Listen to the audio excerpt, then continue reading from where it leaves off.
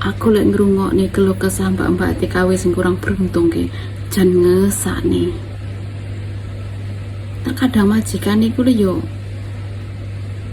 jahat, kadang yo gak dikai mangan ke jatah.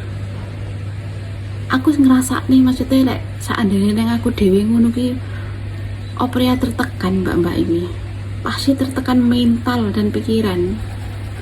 Ngono kadang ya si keluarganya si nuntut jaluk kiriman duit, jadi tekok ini masalah duit ae.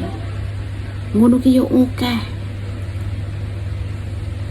tapi sing lebih baik yo banyak majikan sing api, sing sabar, sing ngerti yang awake dhewe yo oke.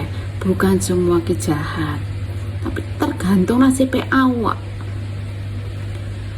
Tapi sing oke-oke sing mulai awal-awal iki semono kuwi diuji mentale.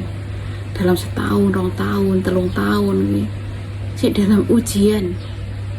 Lek sanggup kelewati sing selama iku, insya Allah lah engko bos liya akan percaya, luwih sabar meneh, luwih pengertian. Ya kuncine kuwi tok ae. Awakmu ki iso nglewati ujian kuwi apa ora? Kadang sik sasi 2 sasi ngono ki ya arep ngenteni ngono ki ya Allah suwene.